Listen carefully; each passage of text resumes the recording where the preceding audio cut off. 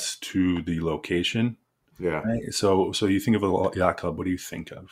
You think of kind of seersucker pants, maybe like a little light knit jacket, right? Not something so verbose. You're not going in a business room or a conference room. So I'm going to go just probably light, some khakis, maybe some boat shoes. Okay. No socks? No socks. It's going to be a little hot. And then I'll probably go a nice pink tucked in polo with a nice little belt, right? Yeah. I'll be good. Now it's a wedding on a yacht. No, yacht club. Yacht club. Will they be playing yacht rock music? I don't know what the playlist is going to be. It's got to fit with the two. Isn't there a little yachty? Is there a little yachty? Yeah, they could play little yachty as well. There's a lot of musical options. We'll see. But more than likely, it's going to be some Billy Joel. All right. Maybe throw in some Drake. It's going to be a Drake is dead. It's going to be Kendrick, Not Like Us, on repeat. Sure. Whatever that may be, if they're still battling. Let's get into it. All right. Welcome to Big Ben and K Winn on nofilter.net and YouTube. If you're more of an audio podcast, we got you covered. Download, listen, and subscribe wherever you get your audio podcast. Today, we're going to be talking about the NL West wildcard race and division title, the AL West wildcard race and division title, the NFL, and much, much more. I'm K Winn. He's Big Ben. Where do you want to start? Oh, let's go to the NL West. Let's start there. I mean, you got your Giants, the Diamondbacks, the Padres, the Dodgers. There's much more intrigue in the NL West. So Mookie Betts is back from injury, activated on Monday. Walker Buehler was activated, pitched last night. Muncy's still out. Kershaw is back. It's hard to keep track with who's in and who's out of this Dodger super team. But I think it's going to be a wild, wild race to the end. You've got the Padres and the Diamondbacks, the two hottest teams in baseball. Listen to this, Big Ben. Since the All-Star break, the Diamondbacks are 20-5. Padres are 19-4. The Dodgers are 15-8, but at that rate, they can't sustain this lead. They're up 2.5 games. The Padres are clicking on all cylinders. The Diamondbacks surprisingly are playing well. Ketel Martinez out day to day.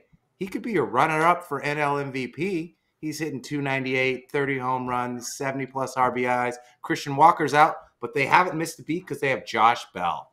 So I'm excited for this race to the finish. I don't think the Dodgers will win the title. They will make the playoffs, but I don't think they have enough pitching around them. They've been able to outslug their teams, other teams, but coming in to the final stretch when they're playing the Padres, the Diamondbacks, even my Giants, I think the Dodgers are in trouble. You mentioned the Giants passively in there. Are we assuming they're out of the race? Dunzo, mail it in. Dunzo. Done. It's a mathematical numbers game. They've got 3 teams ahead of them. Those 3 teams are better than them. And they've got to play all of those teams down the stretch. I don't think they can make up enough ground when you're playing the Dodgers, Diamondbacks, and Padres. Oh, I absolutely that's all agree they're with playing. you. They have a 5% chance to make the playoffs right now as it stands. With Major League. The interesting part is all 3 of the teams you mentioned, better than 90% chance. So what we see playing out is the NL West making up 3 of those playoff spots. But to your point, who's going to win the division? And who's going to win home field advantage? And who of those 3 teams? Right now, I would pick the Padres. Okay. The Diamondbacks, if Ketel I keep calling Ketel Martinez. If Ketel Marte's injury is serious and he's going to miss more time, Christian Walker's out. They've been playing hot, but I think that they'll come back to earth. The Dodgers just don't have enough pitching. They're going to be there in the end, but they don't have enough pitching. Now, is this recency bias? Is it just because you went to Bark in the Park and you got a Padres hat on? Up close, look at the team. The energy's there. The excitement's there. I think I agree with you. Now, let me make a transition to the AL West. You look at the team. Before we leave, there's one thing I want to talk to you about. Shohei Ohtani. Ooh, Ohtani. Got to get these numbers in real time. Hold on. The intern is texting them in as we speak. Thank you. Just got him. He has 37 home runs, 33 steals as of today. 41 games left. He's on pace for, wait for it, 50 home runs and 47 stolen bases. There's been 5 other people who've done 40-40. No one has ever done 50-50 because it's pretty hard. I got a 2-part question for you. Will we ever see 50-50 in our lifetime? And can Shohei get there this year? I think there's a high. Okay, so if we think about 50-50, who are the people that have done it? Largely, I think Barry Bonds did it twice. No one's done 50-50. 40-40, excuse me. So you've got the great Jose Canseco, you got Barry Bonds, you got Soriano, you've got your boy A-Rod, and Acuna from the Padres. Okay, let's just take a. So what do all those guys have in common outside of maybe Acuna? Quick twitch bat. Not only that, but maybe some help.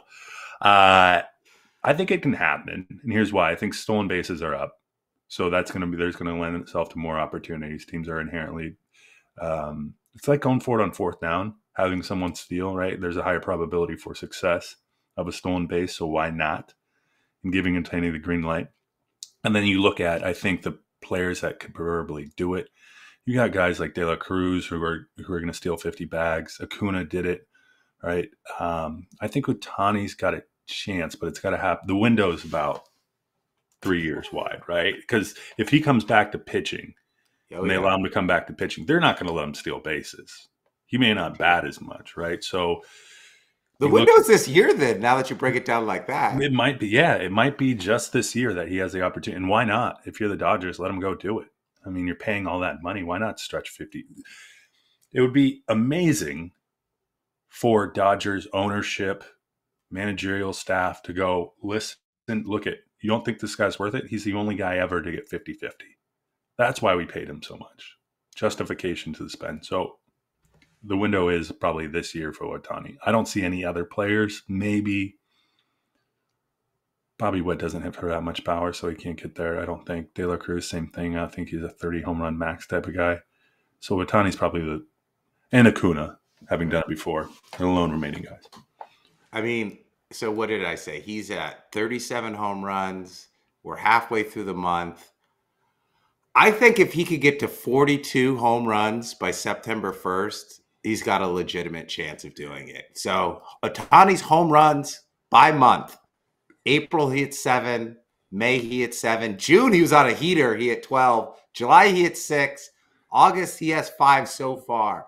So he's going to need to at least get to 42, 43 to have a shot. So we'll keep you updated on the Ohtani 50-50 watch. 50-50. Yeah. That's amazing. I know. And you don't think about it. Ohtani stealing bases. Everyone's stealing bases these days. You know who's not stealing anything, including wins, is the Mariners.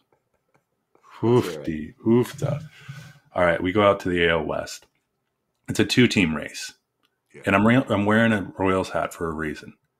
The Royals are going to make the playoffs more than likely, just because of the wild card and how strong the AL Central is. The AL West is atrocious. I mean, the down year for the Texans. The Angels are I mean, they're playing like the Angels. Right. Rendon doesn't want to play. They're just rolling the team. Taylor Ward's probably the best player on the team, and he's just playing to play. Trout's not coming back anytime soon. And A's, the Sacramento A's are the Sacramento A's. But I looked at the relationship between quality starts and wins this year for the Mariners, and it's a decent percentage. But what I look at is the offense is so stagnant. They lost a 2-2 game, they were up 2-0 in the 7th yesterday. Relieved Brian Wu. And what happens? A 3 or 2-run home run to win it, and then the Tigers win in extras.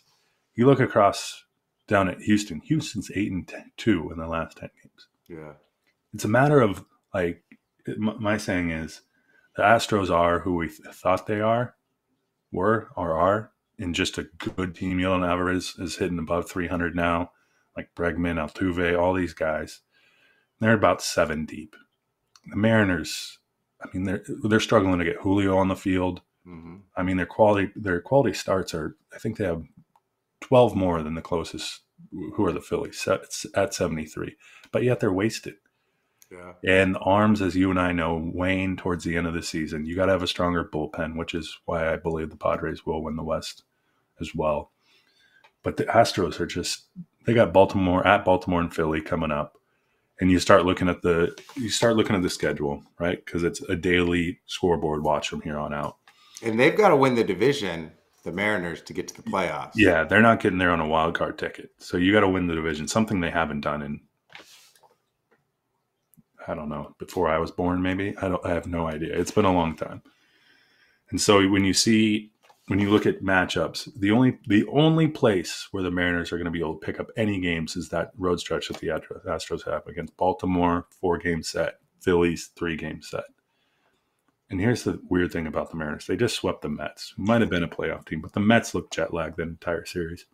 So you got to start winning games against the teams you got to win games against. And Detroit is one of them, and you've already lost 2 out of 3. Or 2 in the series. You might get swept today at a 9:40 Pacific time game, so it's going to be early. Mariners aren't a playoff team today. They just aren't. Help is on the way, though. They go to Pittsburgh. The Pirates have lost 10 straight games.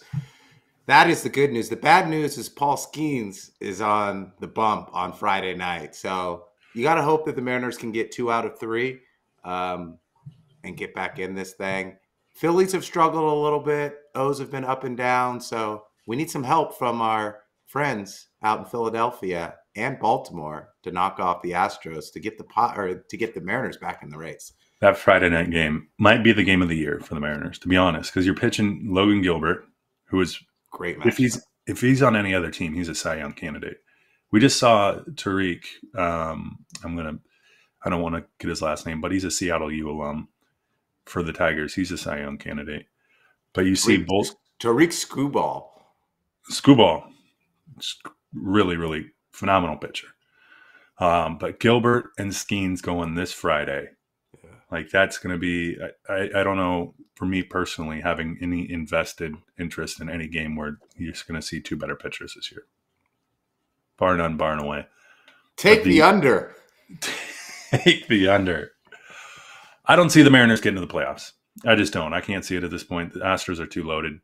The lineup's there. The Mariners are piecing together parts, call-ups. There's going to be a lot of movement from the train to Seattle to Tacoma and vice versa here down the stretch. So hopefully they prove me wrong. K Winn jinx is in effect. The Mariners may not make the playoffs again this year, or at least win the division again this year when they probably had a chance to run away with it. It's time for them to prove me wrong, to prove everyone wrong. I'm pulling for the M's, but it's looking like they're not going to be able to get it done. It all comes down to they have pitching. Their bullpen, I think, is good enough, but they can't get runners on base. They can't get timely hitting. They can't get any sort of hitting. And so they're not winning any of these games after all of these quality starts. You're right, my friend. You are right. It's going to be telling these next 10 days, really, because the Astros are 2.5 up. They stretch that to 6. That's almost, 10 games with half the season to go. That's surmountable. 6 games with a quarter of the season to go. That's even tougher. Yeah. And the Rangers are just going to be playing to knock other teams out of the playoffs. So the Mariners will have some games with the A's and the Angels, but then they got to play the Astros and the Rangers.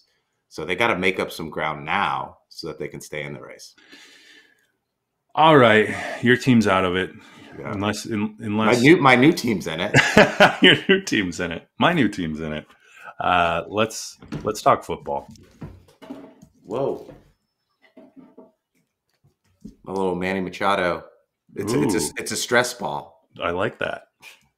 Yeah, let's talk football. We're going to start with what do we do, or what would you do with Brandon Aiyuk? They're going to sign him. They're going to trade him. God, if this They're wasn't going to sign happening, him. They're going to trade him. Brandon Aiyuk wasn't on the Niners, like this would be a tertiary story. This wouldn't even be, because Aiyuk had a good year last year, but we talked about this. He had a good year. Second team, all NFL, all pro ball, whatever you call it. Yeah, but that was because because everyone was injured. Kittle was injured. Debo was injured. McCaffrey was injured. He was the only consistent thing going and he benefited from it. And right on him, he's trying to capitalize. He's probably peaked. Let's be honest. He's probably peaked. No one knew Brandon Aiyuk going into this year. Is he a top 10 wide receiver? Should he get paid like a top 10 wide receiver? If he was a top 10 wide receiver, the Niners would pay him. Or someone would trade for him like he is a top 10. They'd give up a first-round pick for him. But that's not happening.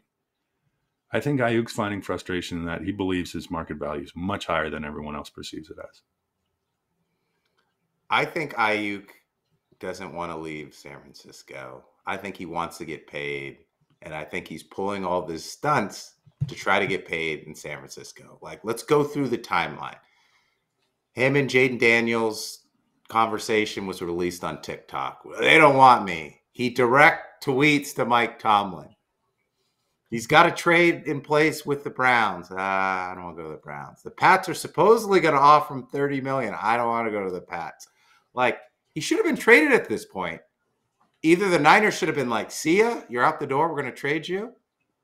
Or the Niners got to figure out a way to sign him. So I think the only reason he hasn't been traded is because they are going to sign him. Like, the Niners are projected to be willing to double his current contract. So it's like $14.1 million. It's his fifth year. So that, what is that, $28 million? That's puts him right in the range. Jefferson's at the high end.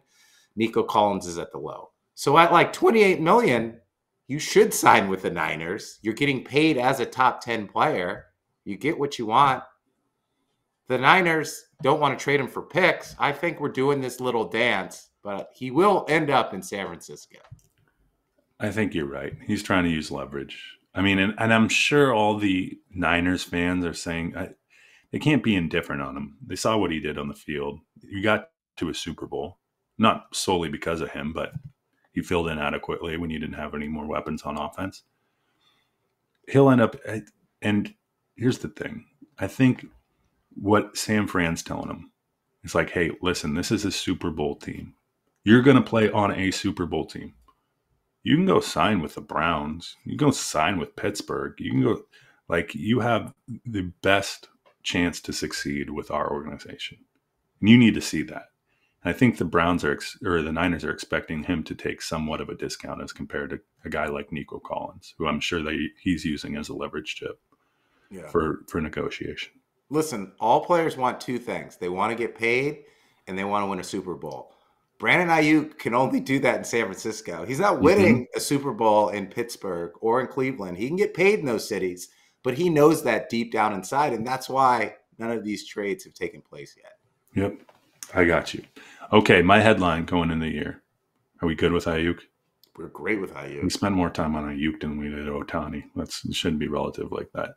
My headline going in the year. I believe this rookie class is going to make the same splash looking back that the Marino, Kelly, Elway class did. And not just quarterback wise. So I'm going to name three quarterbacks: Daniels, Williams, and the third in this equation isn't Drake May. It's someone who busted his knee. Oh, what about JJ? McCarthy, he looked good. Maybe. Okay, if JJ doesn't go down, he might be in the equation. But for me, it's Williams, it's Daniels, and it's Bo Nix. And I think Bo Nix has the opportunity somewhat relative to like what Kelly had coming into a situation where they just hadn't had a quarterback in so long. And Nix is going to benefit from the bar being literally this high. Whereas, and same for Williams, and probably same could be said for Daniels in that their predecessors just weren't great. I mean, the Bears have had quarterback upon quarterback upon quarterback. Justin Fields, a glimmer of hope, gave the Bears. So I think this rookie class, Rome Odunze, Marvin Harrison Jr., Malik Neighbors. I mean, those six Brock guys. Bowers. Thank you. That was my last guy. And then throw a tight end in, right? Those six guys, and for my fantasy league, Blake Corum can be the running back. But those six guys, I think, are going to be very good make a pretty good, not pretty good, let's call it you're going to win a few more games this year with them on your team. And I think they're difference makers. And I think it's going to happen in their rookie year. Yeah. I mean, we're not going to see this. They're going to be thrown in the fire, and they're going to excel. The rookie class is great this year. From a position player standpoint. With football, it's all about talent, but it's scheme and it's personnel. And why I like what you just said, because look at Washington. They've got Scary Terry. They've got Jahan Dotson. He's a mobile quarterback. I think Daniels is going to come in and make waves. I have him as a favorite to win Rookie of the Year over Caleb Williams. Yep.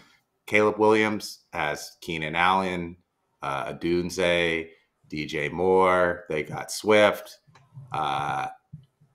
Knicks probably has, I guess, the lesser of personnel out of all of the three, but he still has Cortland Sutton. They've got Javonte Williams. They've got some good people around him. I think they all will do well. And these wide receivers, like Justin Jefferson and Jamar Chase, and they're coming into the league like in year one and year two and producing and like being right at the top of their wide receiver class. And I think we're going to see the same thing from Neighbors, Harrison, and even Brock Bowers. Like the Raiders have a tight end, but Brock Bowers, he's a wide receiver.